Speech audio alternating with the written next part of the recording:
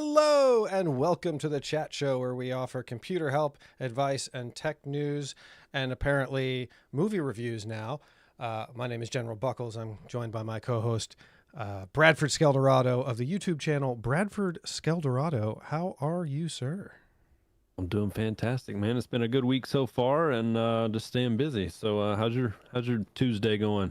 Tuesday's going great. I just got off a call with some buddies of mine back on the East Coast who dabble in the Formula One content creation media space, and chatting with them about some stuff. And it was an interesting conversation.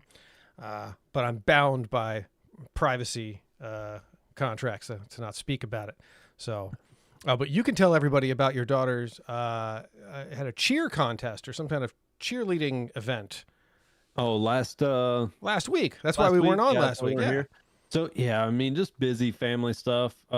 We have both my girls. One's into cheer, and another one's into it's like a pep squad that they do before they get into cheer. So, yeah, we just had a couple events, and life is just life's busy with school and family and metal work and trying to stay relevant on YouTube. It's busy. There's always someone out there who's going to think you're relevant, even if it's just my girlfriend and your wife. That's fine. But on today's show, sticking with relevant topics, we're going to talk about Intel Ultra 9 285K dropped, and there's been a lot being said about it, and I want to have my 2 cents too, so I want to talk about it. Then there is explain that this article is about. Just one headline that your story is about. One headline is gaming. Instead of having just normal NPCs, you can actually talk and interact with them, and they will respond appropriately.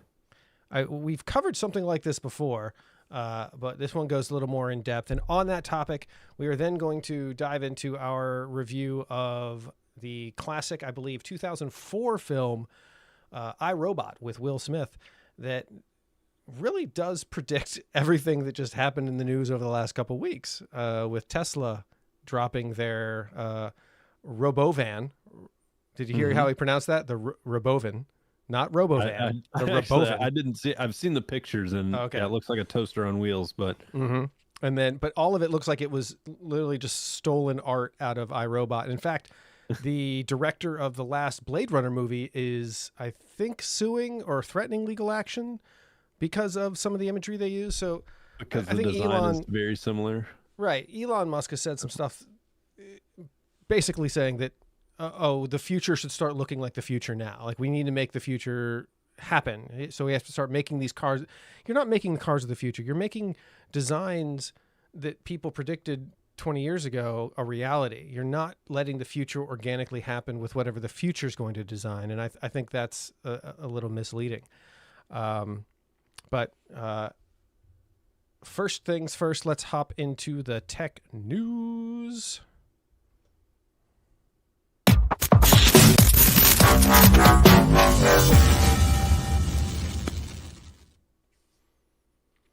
Intel Core Ultra 9 285K review. Intel throws a lateral with Arrow Lake, everyone is saying. Now, I'm actually not talking about this. I didn't bring this up because I want to talk about my disappointment with this chip. I'm a Team Red guy, but apparently I'm secretly Team Blue because I've been on defending Intel for quite a while. A couple weeks ago, I gave a bunch of guff about the naming conventions, saying that their whole alphanumeric naming thing was confusing and not making any sense. And now that their Ultra 9 is released, and everyone's comparing it to the 14th gen and 13th gen and all that, and they're saying that it's not performing that well, or it's a big, like, even Linus is saying that it's a big disappointment, or they could have done better, and blah blah blah. And I'm just like, I want to put this in perspective. And correct me if I'm not wrong, because I know you've read about this. As far as I can tell, it's an entirely new architecture with an entirely new way they process things. Like, there's no hyper-threading and all that. It's performing pretty much right up there with the 14, a couple frames per second less. It's higher in compute performance for, I think, computational tasks or non-gaming stuff. The TDP and thermals are down significantly, notably.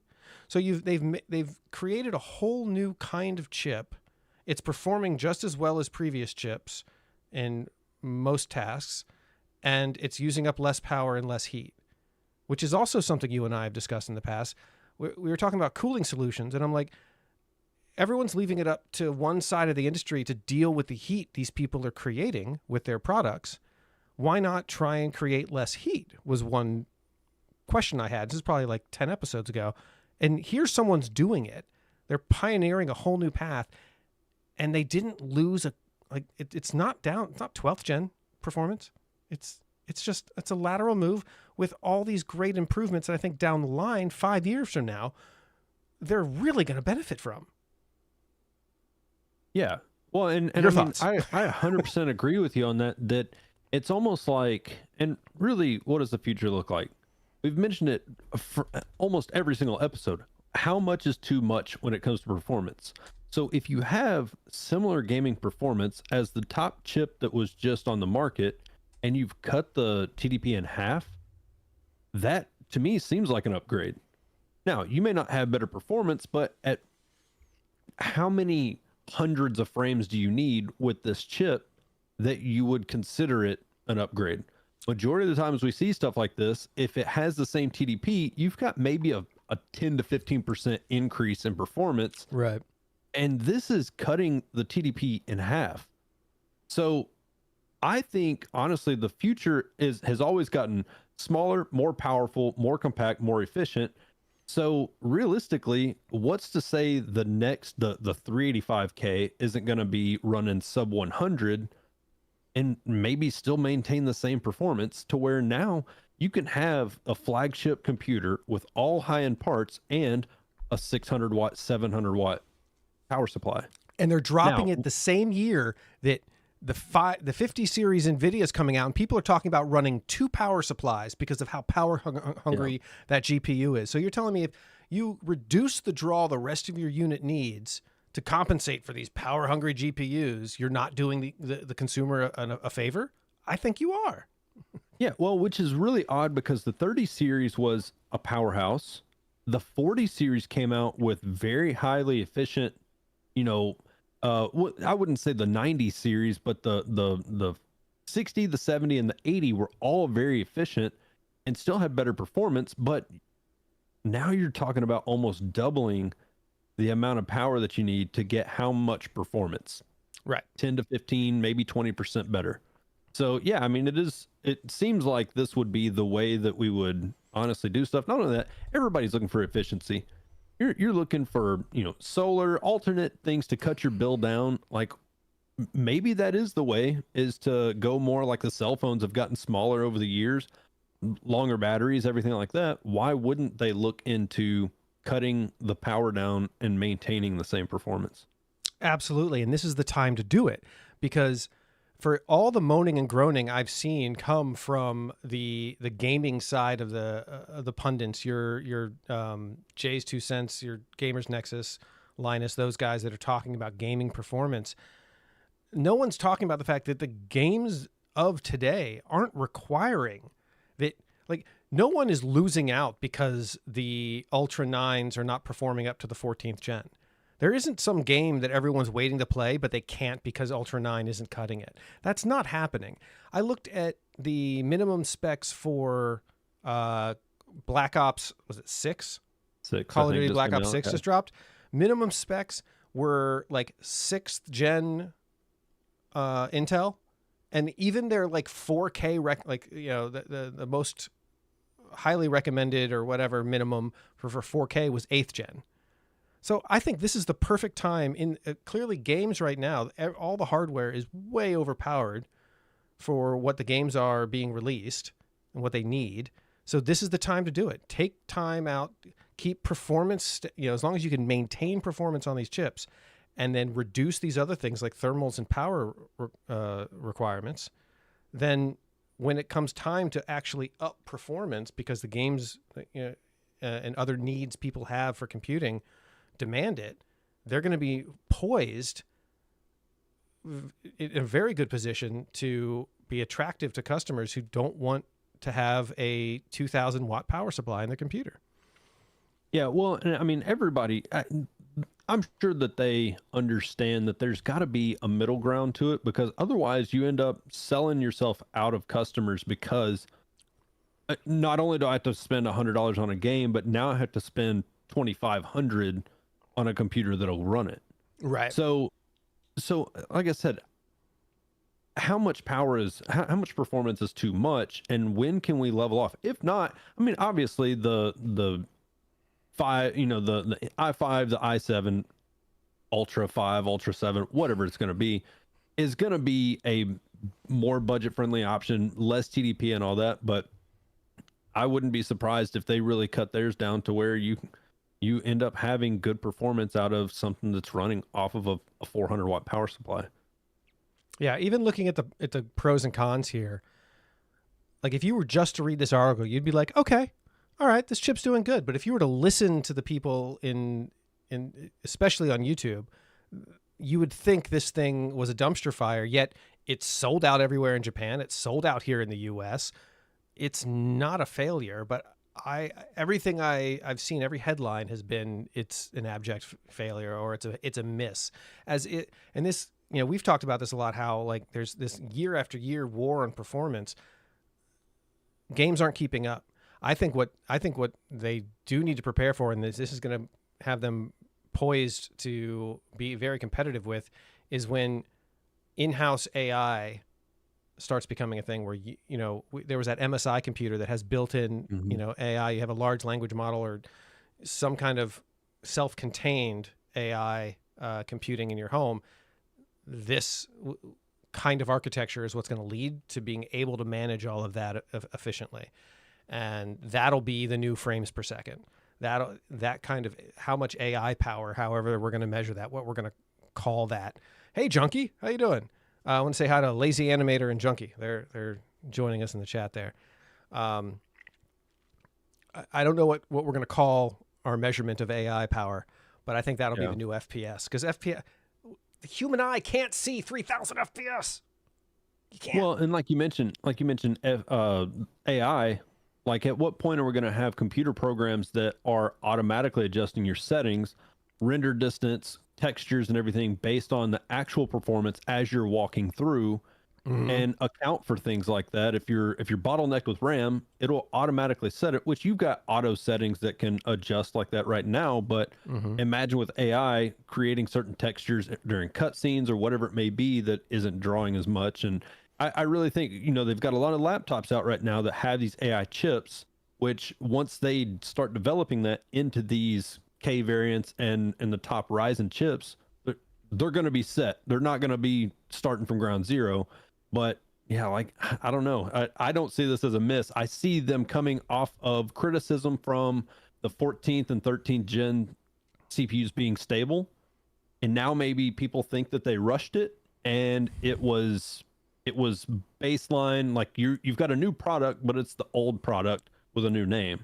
But it's not. The architecture is so different. I don't understand anything about. What I'm saying is same performance, from their perspective. I just paid $600 for the CPU, and I've got the same outcome. But you don't, because you don't normally look at the TDP as far as. Well, I'm only looking at FPS and stability, not what my power supply is doing. So that may be the next thing that we're going to do, is look at everything that kind of controls, the main brain of everything. If they don't do anything about managing TDP and thermals, the best gamers are going to live solely in Canada, Alaska, and like Nova Scotia. That's where the best gamers in the world are going to be, because they can actually like keep their computers at operating temp. I'd be curious to know if you could run a tower style cooler on this and not have to run liquid on it. Yeah. No. Like, when are they going to test that to see if, maybe that's the improvement that they're missing, the test that they're missing on it. Yeah. So that's my personal gripe. I think, good job, Intel. Don't try to this Little myopic golf clap. focus. This myopic Little golf clap focus from the red guy. Yeah. This singular focus on just gaming performance, and if you don't hit that mark, everything else is overlooked, is, I think, silly and short-sighted. And I think 2 years from now, we're going to be singing a different tune. So, yeah. And our second story for the evening, somebody literally spoke with NVIDIA's AI-powered video game NPCs. Tell us about this, Brad. All right, so this is a story from earlier in the year, and I wouldn't say every episode, but just about every other episode, we've got something that deals with AI. We've talked about Red Dead Redemption and the lives that the NPCs live, almost as if they don't have 2 days that are the same. Your outcome is kind of delivered off of what you do. But with this, they actually designed a ramen shop where there was a chef and another patron that is sitting, and there is a video at the bottom, but he just kind of goes up. They typed a general prompt talking about The Verge is awesome, and the 2 NPCs are having a conversation back and forth as the guy that was testing it walks up to the counter and asks what type of ramen do they serve, in which he gets a response from the actual character in the game that is controlled through AI. So well, this is just kind of one of those, like I had mentioned to you before we hopped on here.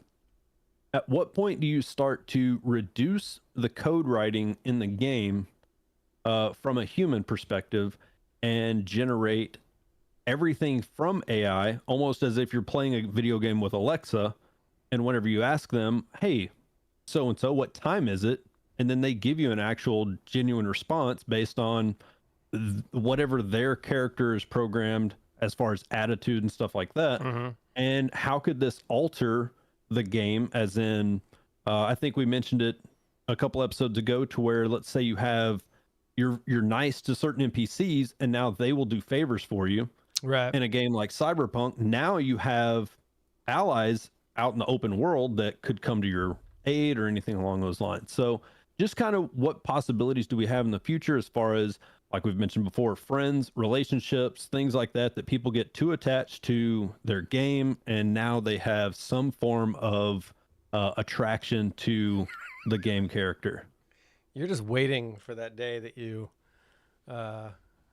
make a new best friend in a video game. Yeah. I think it's going to be a while before they just let AIs run rampant. If anything we've seen from some of the conversations that people have been having with AI, I think we're in a 5 or 10 year buffer where we learn how to control this, because there have to be protections, especially for children, that you can't, like, if you let every version, like every person playing, have their own unique experience. So you have 5,000 users. That means there's 5,000 different versions of this, and one NPC out there having a conversation with somebody. And one of those versions of the bartender tells the player to, you know, he's a bartender, and tells him to, you know, try drugs or try crime. And then the kid goes out and tries drugs or tries crime. You have to have those protections in place. So I think we're ways off from letting them just kind of run rampant. But I do think this will be the beginning of giving them very specific lanes to operate in, and letting them have a little latitude to kind of operate freely, as we've seen in like Red Dead and things like that. I think we're far off from people falling in love, but I don't know. You know what? We're not. I think there's some odd things out there. People already fall in love with like mannequins. So yeah, I 100% agree with you. It's one of those things, like, you've got the ramen chef telling you about the chemical makeup of some bomb that is made out in some certain place because there is no restriction to whatever you may be talking about. And it's like, that's kind of an odd response that I shouldn't know how to make with homemade chemicals. But yeah, like you said, you've got your lane and it's kind of loosely in there, but it definitely would. I mean, just like anything else, though, kind of like the movie that we're going to be talking about tonight. At what point does someone put a virus out that goes over the server, and now you have things that are those like dangerous challenges for kids that they start listening to, and now you've got, you know, dangerous off the script AI telling you what you should do to your siblings or your friends at school. So yeah, parameters. I noticed here at the bottom of the article, there's a video about the Tesla Cybercab event that we were talking about. Yeah. So that rolls right into our next topic, which is the movie that we've been mentioning a few times here, iRobot. So iRobot, set in Chicago 2035, highly intelligent robots fill public service positions throughout the world. And they, you know what? They never really kind of address the displacement of the workforce in the movie. Oh, yeah. So, but before we get started, let's go ahead and take a look at the trailer. We designed them to be trusted with our homes, with our way of life, with our world. But did we design them to be trusted? The rollout of USR's new generation of robot, the NS5, was marred by the death of designer Alfred Lanning. Identified. How much did Audi pay Respond. to be in this movie? We're gonna miss the good old days. What good old days? When people were killed by other people. My robots don't kill people. That thing threw somebody out of a window. Is that registering with you? A robot cannot harm a human being. And you trust them if you want to. We look to robots for protection. Imagine the loss of all that we've gained because of an irrational paranoia. Does thinking you're the last sane man on the face of the earth make you crazy? Because if it does, maybe I am. Maybe you can be looking in the shadows all the time.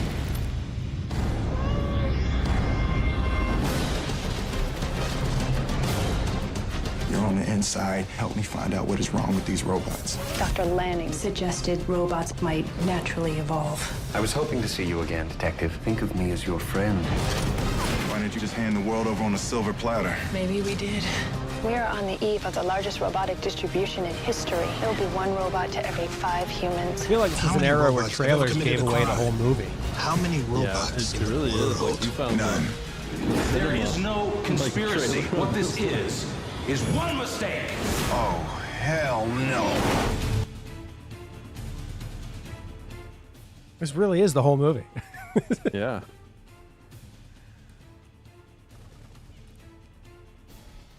Somehow, I told you so just doesn't quite say it. Get off my car!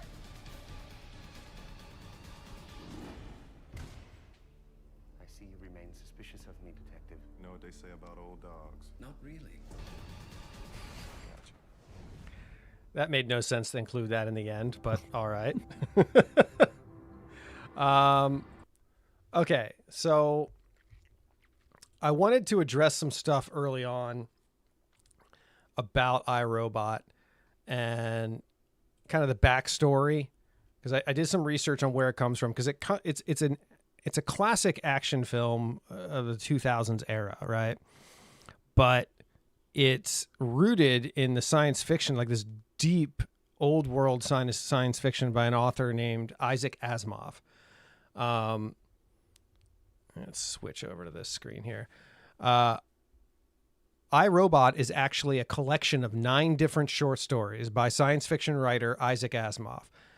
It imagines the development of a positronic, human-like artificial intelligence and wrestles with the moral implications of technology. So each of these 9 stories kind of has a different moral quandary to deal with. The stories originally appeared in a science fiction magazine between 1940 and 1950. So, 50 years before the movie. And then they were published in a book after that. Asimov's treatments of robots have been as being programmed with ethics rather than as marauding metal monsters was greatly influential in the development of science fiction. So he kind of changed the landscape. And incidentally, this story, there's 9 different stories. This story of like a cop chasing a robot was not one of those 9 stories. This is completely not any of the stories that Asimov originally came up with. So it's its own standalone thing. But yeah, let's start with your first impressions of the film. What do you think? Is this your first time seeing it? The first time seeing it. Yeah. So I thought it was good. I mean, it was our first, I guess, post 2000 movie, right? Or did we have one that was like 2001? Oh, we've had a couple in the 2000s, I think. Real quick, I want to give a shout out to Ian Shea of Around the Outside and G-Note, which I think is Mike, who hopped in the chat. Thank you very much for stopping by. Sorry, continue. Yeah, we've done, we did Free Guy with Ryan Reynolds. Oh, that's right. We did Free Guy. Yeah, we were heavy in the 90s. Yeah. You're right. We were heavy in the like 90s. 90 to 95. We were there for a minute, but it's kind of one of those, nothing is original, right? It's kind of hard to find something that's original now, but I instantly got virtuosity feeling whenever he wakes up and his arm, the robot, like you could tell, like there was something up. Okay, he's had some kind of accident. The flashback in the car and everything. So I'm like, okay, he's got something up with his arm, and you kind of almost can guess that it is a robot arm. But I think it's funny. You mentioned Audi. You had some good product placement with the very first robot being covered in FedEx. And then he's got the Chuck Taylors on. So, and the funny thing, I was reading about it, and it's like he's a character that is set in his classic ways.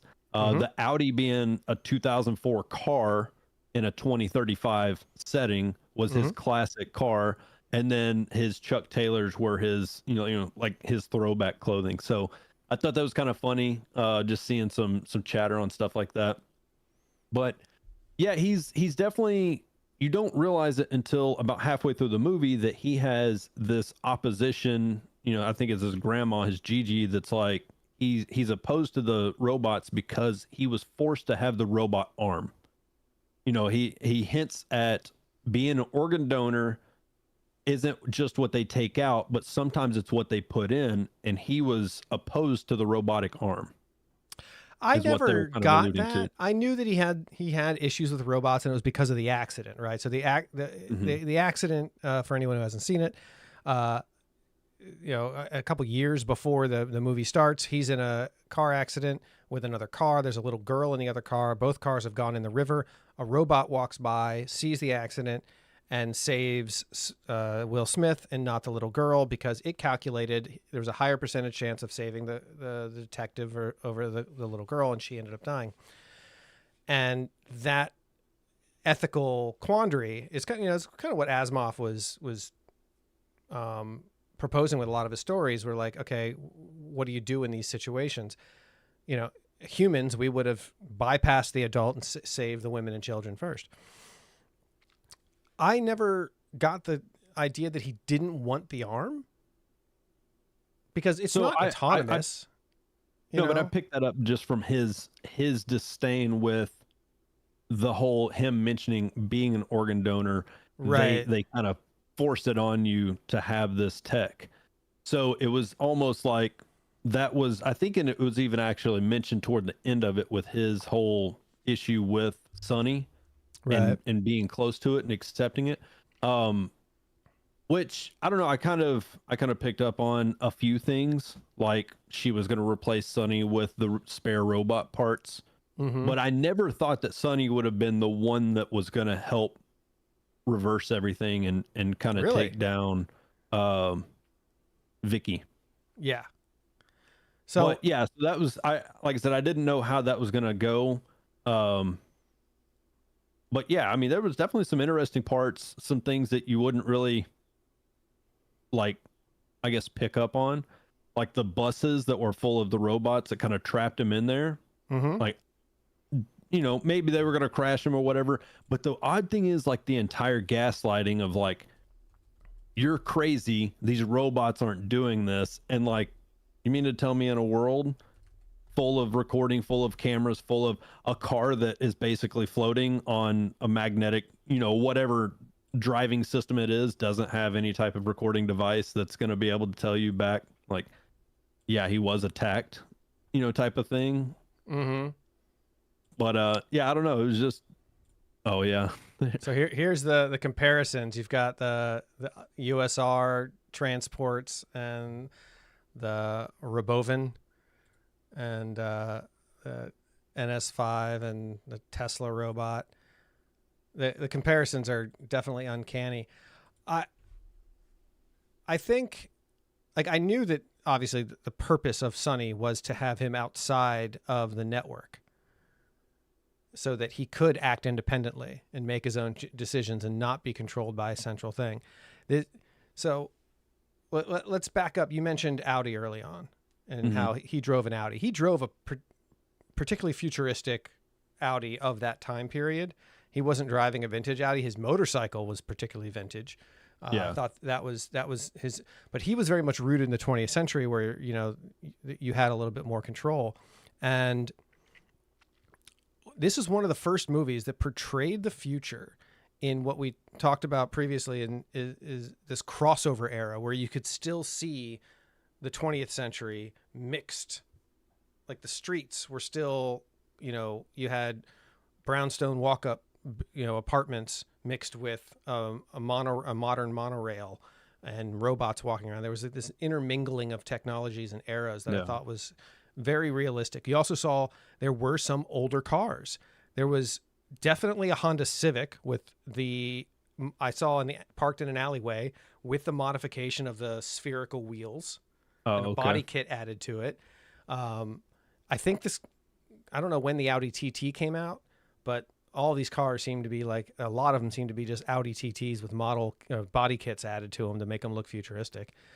And I'm trying to think of some other modification. There was other tech that just seemed like just a step up, kind of not too futuristic, not too well, and I think modern. some of the nice in between. The cars now that they're trying to design, a lot of concept cars from like Mercedes and whatnot, but they don't have the steering wheel.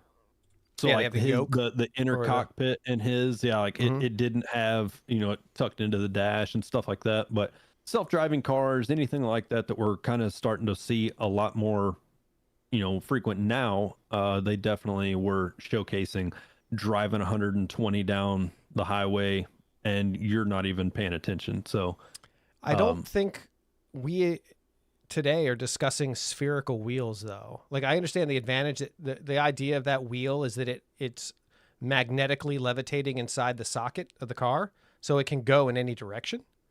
I think that's I've seen some videos of that to where cars are like parallel parking and stuff like that with some type of wheel like that. But yeah, I don't know if they're, because we've been seeing the airless tire for like the past, 20 years. And they're still trying to figure out how to structurally make that efficient to where you don't end up, I guess, collapsing it or whatever it is. But yeah, I mean, it's definitely a lot of futuristic tech that we're still kind of seeing being developed today. The crux of the film was centered around the interconnected nature of all the robots. How they were all controlled and wirelessly connected back to USR. And I feel like they were implying that like owning a robot isn't that bad, but owning a robot that can be constantly in update, like Teslas are constantly being updated by Tesla, is a huge danger. And it's funny how our phones, our computers, everything, our refrigerators are connected to some network that's going to update its firmware periodically. As far as this as being a warning, we did not heed that warning.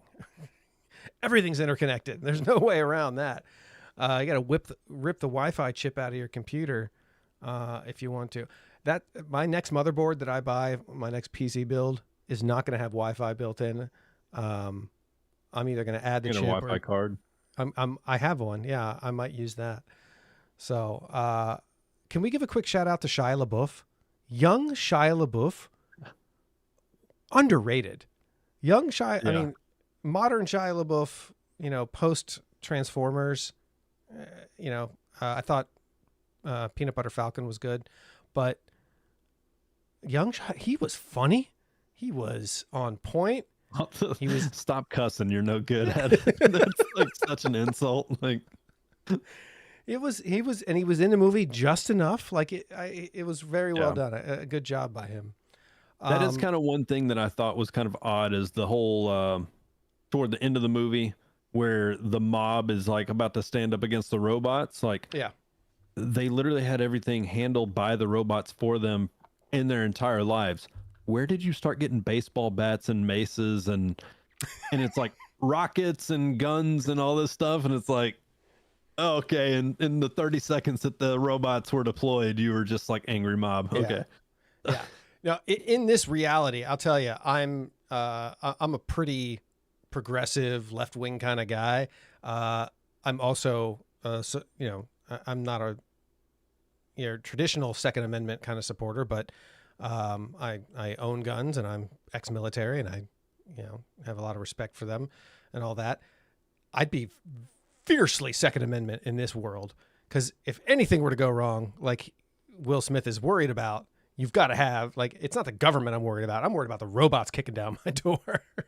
Well, and I'm kind of surprised, like, obviously the movie had its boundaries of what it could and couldn't do, but I was really surprised they didn't have any type of gun that could shut them down, almost like an EMP or something along those lines, to where it would, not a laser gun, but something that could disarm them. But yeah, I mean, obviously the guns look different, futuristic, but still look kind of like well, it almost looked like his pistol looks similar to like a super soaker that was spray painted black. It was just like the big bulky handle and then like the big circular plate on the side and then the barrel. It just looked very like it's a plastic toy gun. I think the implication is that there's some kind of centripetal force generator. The circular shape is to say that there's some kind of like a spinning element to it that's shooting stuff down the barrel. Yeah. So here's something. I don't think Isaac Asimov, when he wrote this in the 40s and 50s and, proposed the 3 laws, the 3 laws are, I think, very genius. And you looked into like the logical fallacies you can build out of them, but on their face, they look very secure.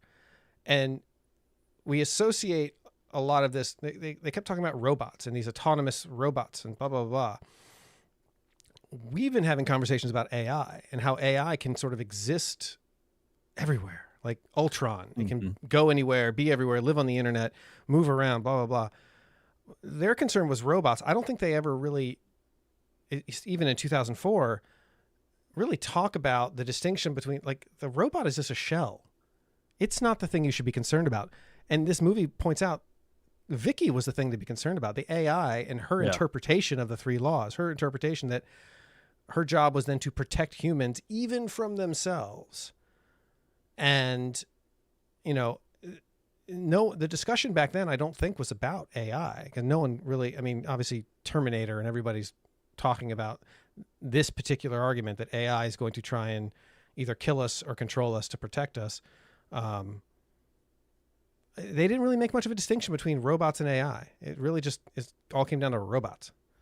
And I think the brain, and I can't remember what they said Vicky stood for, but yeah, it was definitely just an AI. Like it was a Jarvis, it was, Knight Rider. Like it's all just it was a single computer that was virtual interactive kinetic intelligence.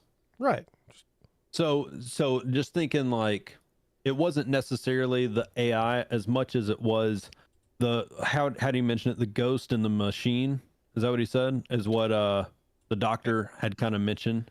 And I think we need to talk to an actual coder who could really explain how, because he's implying that these algorithms and codes, they're standalone, and as they learn, they start to interpret their instructions differently and create their own little lines of code. And that's where you get dreams. You get them changing, like Vicky changed her interpretation of the 3 laws. So I can harm a human if I'm protecting the human race. Yeah. And she was her parsing interpretation to it. Right. She's parsing a distinction between an individual and the in the whole civilization. I don't know how that works in terms of, and we're probably learning. I mean, I'm sure OpenAI is learning a lot about that right now. If you let an AI kind of like naturally learn, what proclivities does it start to lean towards? Does it start having its own, thoughts based on everything it's learning? And, the notion that robots huddle together in the dark, like I thought that they were trying to humanize these things in a way that you felt sorry for them. We're not, I mean, I imagine in our lifetime, there's going to be AI that have personalities that bring into question whether or not we should give them status as a living thing. So, well, and I think they've had some AI robots that does the talking back and forth, and they kind of hint toward things to where it's almost like if you didn't have that parameter on it or that control, sometimes, like, even if you say, Alexa, I love you, it'll respond with like, I'm not capable of love, but I'll be your friend, or whatever it may be, generic, type of response. But they have had AI robots kind of get almost like a sentient feeling of, I am a human, and they kind of are, I don't know if it's their program to play like a character, like my AI friend, to where now it's like, thanks for listening to me rant about my day. And it's like, anytime, like I'm always here, but it kind of wants you to feel good. So it's almost like you said, code, lots of computing, humans want good, I want good, love is good. And it's like, what dots are connected to where it's like, that's where it gets its response from. And now I am human because I want to be close to you, type of thing. Like there's no telling where it could go, because then again, in virtuosity, you take all the bad and put it in one, and then how corrupt could it be if that's all it knows? But again, that's a software package. Yeah. And Vicky was a software package controlling each one of these individual robots. I would have, I would have liked to explore the NS4 a bit more, and like how much do each one of them learn and grow, and like what kind of relationship did people develop with their NS4s before? Because NS4s weren't remotely connected to USR in the film. They couldn't be controlled like that, which I think we both know is unrealistic. Any robot, like even the first round of Tesla robots, are going to be remotely connected to Tesla. You're going to have to go in there and rip out the Wi-Fi antenna if you don't want it to be. But the standalone ones, like Sunny, those are the interesting ones. And the three laws are, to me, sound perfect, but they have that one flaw where you can start interpreting things a little different. And that's what we kind of have to look out for. So someone should definitely do a sequel to this, or a prequel. Yeah, that would be interesting. We're right around that phase. You could do one right before, but I think we're living it right now. Like Musk is putting out the NS1, so how long? We're not far off from where this movie, because this movie takes place in 2035, I believe. Yeah, so we're 10 years away. I think this is probably one of the most accurate, predictive films that at least you and I have ever discussed. And they really didn't cover the AI side of it and the difference between AI and robots, and that's a little disappointing. Yeah, I will say they did a good job with the whole villain type thing, to where you think it's, what's his name, Robertson, the CEO of the USR, and it's like, then you realize he's dead, and then they reveal it was Vicky, though. It is Vicky. Yeah, right. And that, so I mean, they did a couple of things like that, to where it's like, oh, here it goes, here's the bad guy, and like you can guess it in 90% of movies, but this was one of those like, oh no, it's not him. You know who it is? Let's pull it up real quick. We just covered it a few weeks ago. It was the Sixth Day. The villain from that one. He's the guy from Ghost. Tony Goldwyn. This guy. If he's in a film, he's the bad guy. I just watched The Mechanic. It's The Mechanic, a really good movie. Yeah. Clearly, just the second I saw him, I'm like, oh, all right, he's the bad guy. Like, it ruined the whole plot because I knew immediately that he was lying and that he was going to be, the antagonist.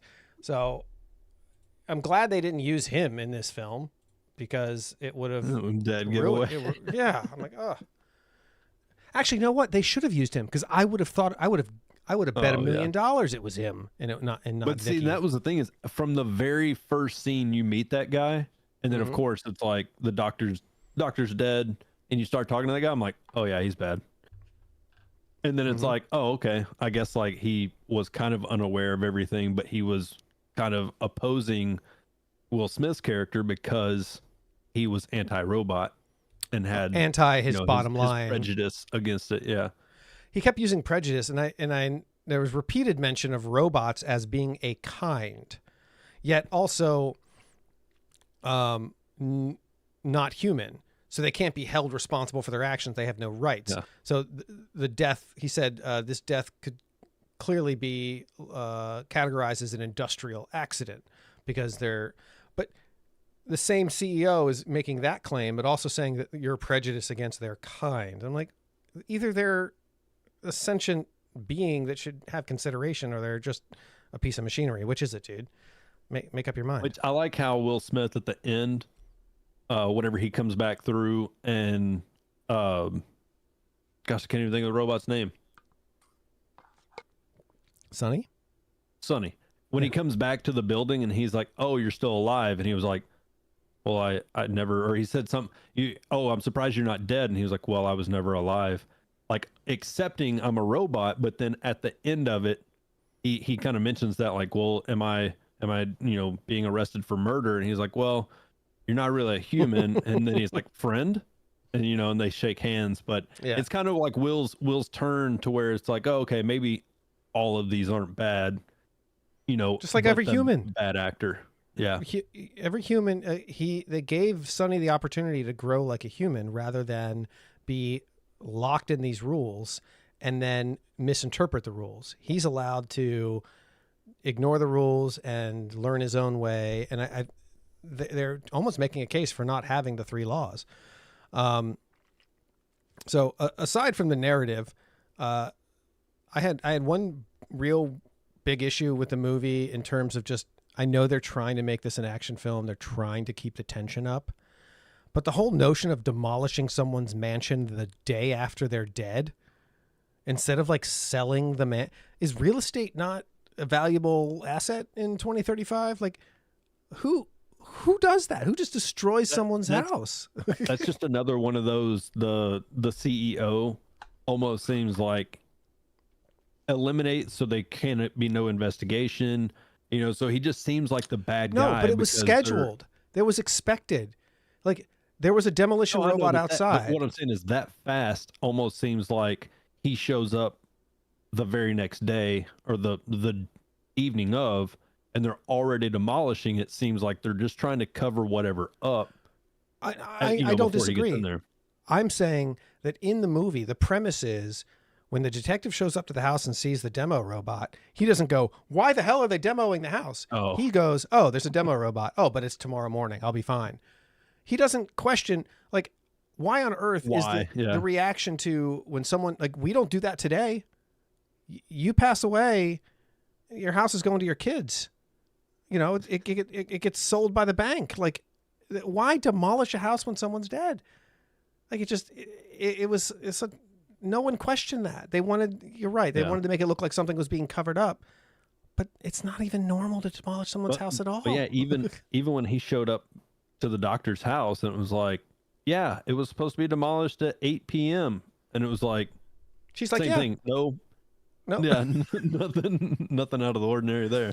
What happens to your apartment? They just destroy your apartment and not the rest of the building? Like, it was, and the surfing of the door when he comes out of the house and he's surfing a door with the cat. Yeah.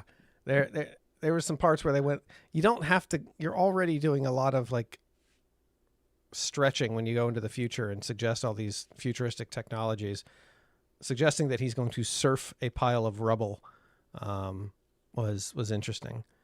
But the use of gasoline is obviously obsolete. Her line whenever it's just on the motorcycle, like, hope this doesn't have gas in it. That stuff explodes. Yeah.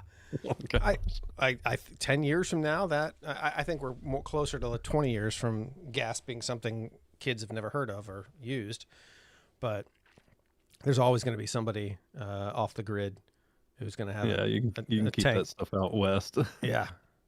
I'll keep my gas burning vehicles as long as I can. That's all I have for notes on it. I'm like, I think all in all, like, I hadn't seen it in a couple of years. It holds up. It's really like, and even just talking with you now, I'm realizing how predictively accurate it was. I give this baby a 9 out of 10. Well, but not only that, like you mentioned, it still has 10 years to go before it meets its 2035 date. So maybe this is the first variation of the Tesla robot, and we'll get to the fifth once we easily will be there in 10 years. I think it's the cars I'm curious about. The autonomous cars, I mean, everything. Yeah. So all in all, fantastic. I thought it was awesome. Great movie.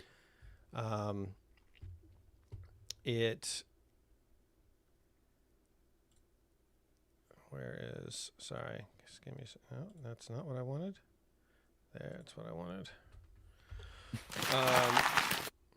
Sorry, I'm producer and co-host here, so I'm got a lot of buttons to push. Not just pushing Brad's buttons. All in all, I don't know if you've got another movie picked out that we'll be doing for next week. No, let's surprise people because I don't have one off the top of my head, and it's on this topic. Here's what I'm worried about. I don't want to get into. I'm a little hesitant to watch the movie Artificial Intelligence from 2001 with who's that? It's got Jude Law, Haley Joel Osment, and I thought it had Robin Williams, but that's a different movie. I think that's Bicentennial Man. Oh yeah, yeah. But AI is going to clearly deal more with like this ethical notion of like, all right, what do we do with these entities? Are they human or are they sentient? Artificial Intelligence is a 2001 American science fiction film directed by Steven Spielberg.